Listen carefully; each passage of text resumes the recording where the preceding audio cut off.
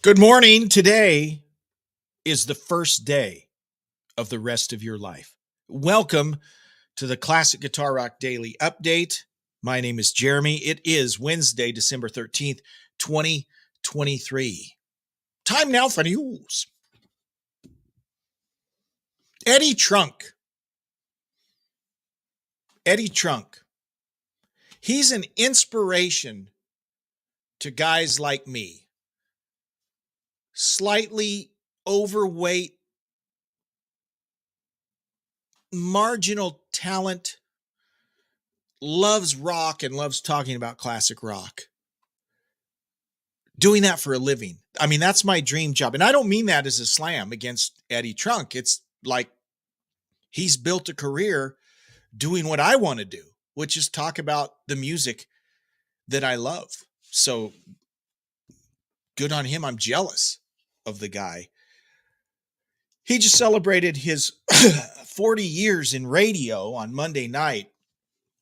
He started in radio in 1983. I started in radio in 1985 and only did it for about 10, 12 years. So I don't have the radio career that Eddie Trunk had, but I am a slightly overweight, marginally talented guy talking about classic rock. I mean, we got a lot in common.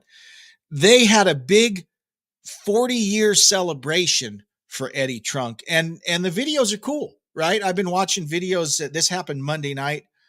So a lot of the guys over the years that he's had on his show and interviewed showed up to play at this event. And all the proceeds went to the Ronnie James Dio Stand Up and Shout Cancer Fund. So awesome. Sammy Hagar was there, Michael Anthony, Alice Cooper, Sebastian Bach, Ace Frehley, Corey Taylor, Lita Ford, Geezer Butler, Mike Portnoy, Kevin Cronin, Stephen Piercy. Man, a lot of great folks here, a great cause. It looked like a lot of fun. So if you can check out some of those videos, you absolutely should do that. You know, I'm tempted to call the daily update the Geddy Lee update because every day he's in the news. You know, he's got the book tour going on and the cover stuff he says there, and then they dredge up other stuff. This is from Ultimate Classic Rock. This is actually from a few years ago, but I thought it was interesting. And I'm okay with that because I love Rush. Hope you do too, because I'm going to talk about him every chance I get. Geddy Lee recalled the only time Rush toured with Kiss. This was way back in the probably 74, 75, and how the band's after show antics were massively different. So Kiss, as you can imagine, it was like a circus after a concert. And famously, Alex Lifeson had a character called The Bag that after they had a little too much to smoke or drink or whatever, Alex would put this paper bag over his head. And I guess it was like a whole routine he did. And everyone thought it was hilarious, except Gene Simmons. He didn't get it. He's like, what is this stupid kid doing putting a bag on? But everyone else thought it was funny. Anyways, bag aside, Geddy talks about how they were so different. You know, Geddy admits that they smoked a lot of pot, right? But they basically would go back to their room and smoke pot and watch TV. They didn't partake in all the crazy women coming in and all of this. But Geddy makes an interesting point. He said that the guys in Kiss would always party in their makeup. And his point is, if I can find it here, he says, they'd come home from the gig in full makeup because otherwise, how would the chicks know that they were in Kiss, right? But yeah, it was a circus every night and it was really fun to watch. So they kind of observed all this from afar. And it's interesting that the guys in Rush and the guys in Kiss seem like they are still pretty good friends. They keep in touch, and Rush will talk about how much they learned opening for Kiss. You know, I think everyone agrees that musically Kiss was not necessarily the greatest band in the world, but Geddy said they learned a lot as far as stagecraft from the guys in Kiss and just leaving it all out on the stage. So I think it's a fond memory that both bands have touring together. So that's fun. Nile Rodgers. Remember Niles Rodgers? Freak out. Freak out. Okay, he was in that band, Chick or Chic or whatever. How do you pronounce it? Chic or Chick? I think it's pronounced Chic. Well, Nile Rodgers, famous producer, studio musician, and of course, band leader of Chic or Chick. He famously produced David Bowie's Let's Dance album. And he was speaking in front of the UK's House of Commons Select Committee investigating the music streaming economy. And he makes the case, and I agree with this, and we've talked about this, he makes the case that David Bowie would never be allowed or would never be successful in the current state of the music industry. He points out that David Bowie struggled commercially outside of the UK in the late 70s and early 80s, but he came roaring back in 1983 with Let's Dance, which Niles produced with him, and of course features Stevie Ray Vaughan. That didn't hurt, right? He says, quote, "The label gave him all that time to try and make a hit. He called me up and we made Let's Dance. They took on this financial responsibility and they would carry the artist they believed in that at some point in time would finally break. Those days are truly over." And he makes the case that there are a number of issues that musicians face today, right? Streaming. It's a damned if I do, damned if I don't. I mean, that's the way people listen. So you have to have your music on the platforms.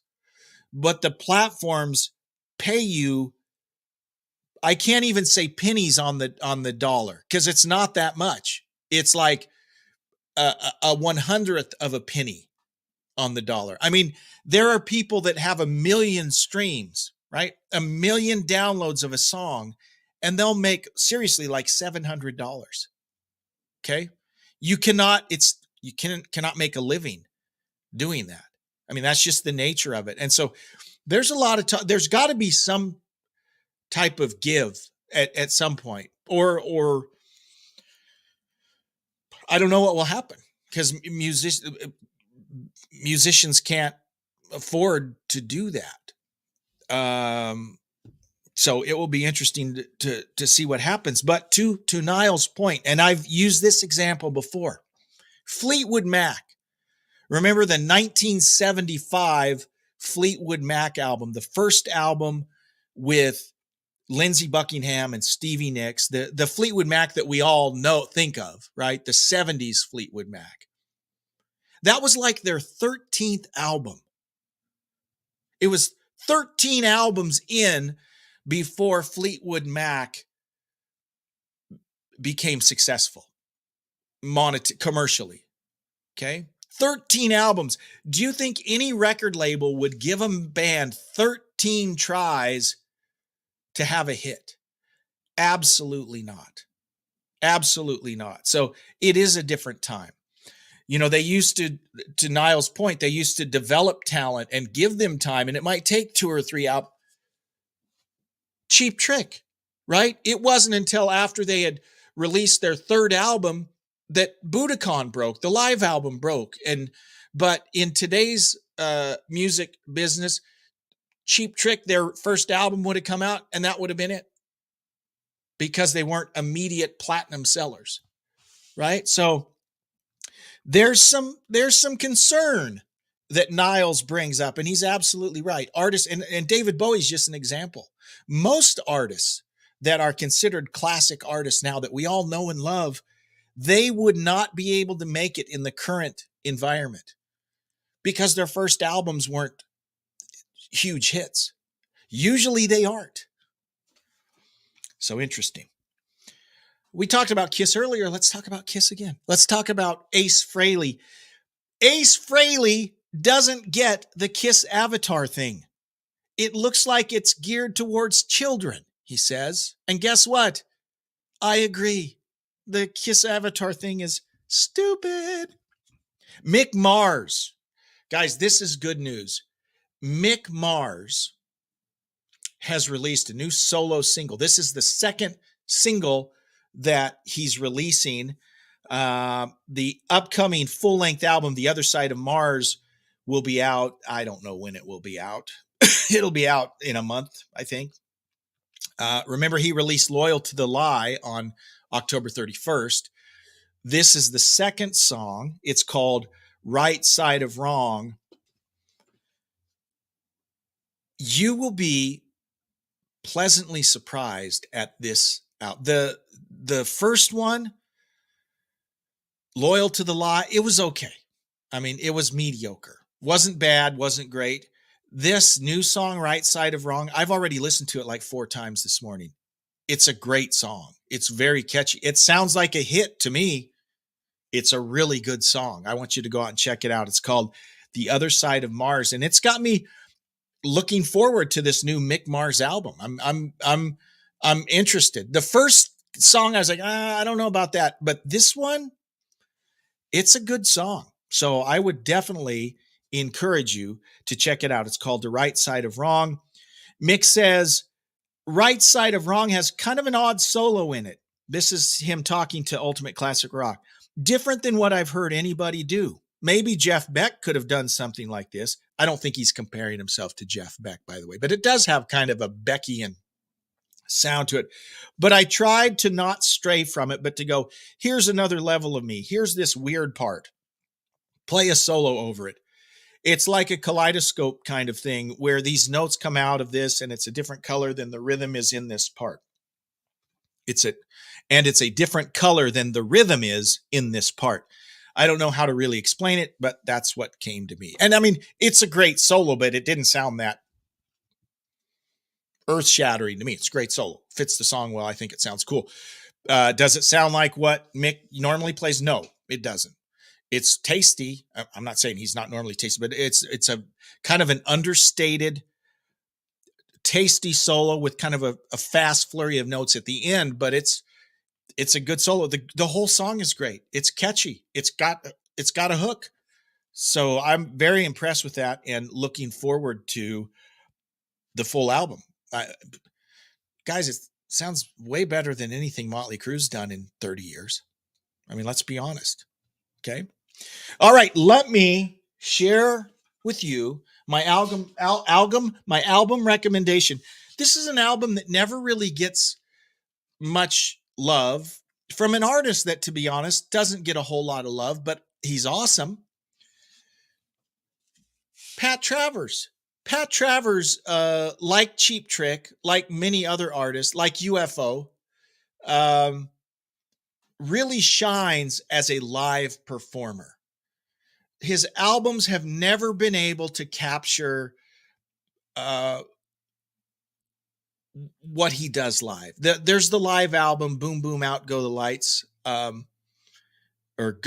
I guess that's not the name of the album. Live, it's Go for What You Know is the live album, and it's live, and it kind of captures it. But I've seen Travers live a few times, and he's just great live. I mean, if you're into guitar licks flying all over the place, I mean, you got to see him.